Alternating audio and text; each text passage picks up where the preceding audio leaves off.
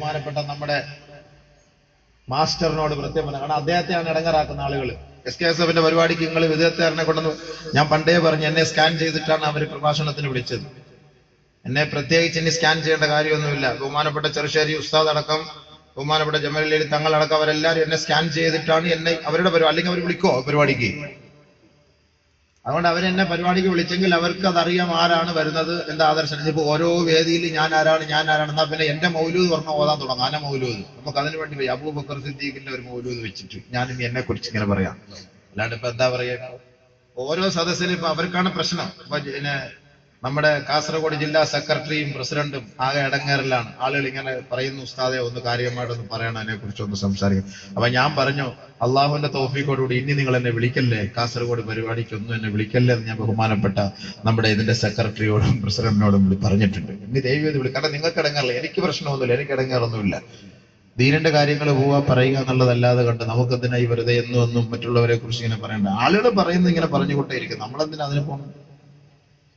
അപ്പൊ ഇങ്ങനെ പലരും പറയാറുണ്ട്, ഇതുപോലെ പൈസ ചോദിച്ചു വാങ്ങുന്നു. അള്ളാഹു തൗഫീഖ് ചെയ്ത് ഞാൻ പ്രസംഗിക്കാൻ തുടങ്ങിയിട്ട് 15 വർഷമായി. ഇന്നേ വരെ ഒരു സ്ഥലത്ത് നിന്നും ഒരാളോട് പോലും എനിക്ക് ഇത്ര രൂപ പ്രസംഗത്തിന് വേണം ഇന്നേ വരെ പറഞ്ഞിട്ടില്ല. തൊണ്ടക്കുഴിയിൽ റൂഹെത്തുന്നവരെ അങ്ങനെ ഒരു നിയത്തും എനിക്കില്ല. ആ ഒരു ഉദ്ദേശത്തോടെ ഞാൻ പ്രസംഗിക്കാറുമില്ല, പ്രസംഗിക്കാൻ പോയില്ല, പോകത്തുമില്ല. എന്റെ നിയത്തെ അതല്ല, എന്റെ നിയത്ത് ദഅവത്താണ്. ഞാൻ ആ ഒരു നിയത്തിലാണ് ഞാൻ പ്രസംഗിക്കാൻ പോകുന്നത്. എത്രയോ സ്ഥലങ്ങളിൽ പ്രസംഗിക്കാൻ പോയിട്ട് പൈസ അങ്ങോട്ട് കൊടുത്തിട്ട് പോയി ചരിത്രം. അതൊന്നും ഞാനിപ്പോ നിങ്ങളുടെ മുന്നിൽ പറയുകയല്ല ചെയ്യുന്നത്. പക്ഷെ പറയാൻ പറഞ്ഞത് കൊണ്ട് ഞാൻ നിർബന്ധിച്ച് ഞാൻ പറയുകയാണ്. ഇങ്ങനെയൊക്കെ ആരൊക്കെയോ കിംവദന്തി പറഞ്ഞ് പരത്തുന്നുണ്ട്. അതുകൊണ്ട് ഉസ്താദ് അതിന്റെ ഒരു മറുപടി. അതുകൊണ്ട് ഇനി മേലിൽ എന്നെ കാസർഗോഡ് പരിപാടിയിലൊന്നും പറയിപ്പിക്കല്ലേ. വരുന്ന സമയത്ത് കുറെ ആളുകൾക്ക് കുറച്ച് സംശയങ്ങളുണ്ട് പോലെ, അതുകൊണ്ടാണ് അത് പറയേണ്ടതായി വന്നത്. അതുകൊണ്ട് നിങ്ങൾ ഇൻഷാ അല്ലാഹ് അങ്ങനെയുള്ള കിംവദന്തിയിലൊന്നും പെട്ടുപോകണ്ട. പറയുന്നവർ പറഞ്ഞോട്ടെ, നാളെ ആഖിറത്തിൽ നമുക്ക് കുറച്ച് കൂലി വേണ്ടേ. നമ്മളെ കുറിച്ച് ഒരാൾ അനാവശ്യങ്ങൾ അപരാധം പറയുമ്പോ അവര് ചെയ്ത നന്മകളൊക്കെ നമുക്ക് ആഖിറത്തിൽ നേടിയെടുക്കാൻ പറ്റും ഇൻഷാ അല്ലാഹ്. അൽഹംദുലില്ലാഹ്. അതുകൊണ്ട് പറയുന്നവർ പറഞ്ഞോട്ടെ, നമ്മൾ മറുപടി ഒന്നും പറയാൻ പോട്ടെ. മറുപടി പറഞ്ഞാൽ അള്ളാഹ് മറുപടി പറയൂല.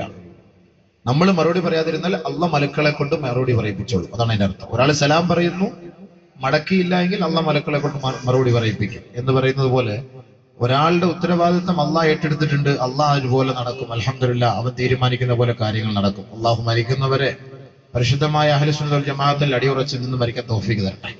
അതാണ് നമുക്ക് എല്ലാവർക്കും വേണ്ടത്. ആരുടെ മുന്നിൽ നമ്മുടെ ആദർശം പണയപ്പെടുത്താതിരിക്കാൻ അള്ളാഹ് തൗഫീഖ് തരട്ടെ. അതാണ് നമുക്ക് വേണ്ടത്. അൽഹംദുലില്ലാഹ്. അള്ളാഹു നമ്മുടെ അഖീദയെ നന്നാക്കി തരട്ടെ, ആഖിബത്ത് നന്നാക്കി തരട്ടെ. അതുകൊണ്ട് ബഹുമാനമുള്ള സഹോദരങ്ങളെ, അപ്പൊ സിയാറത്ത്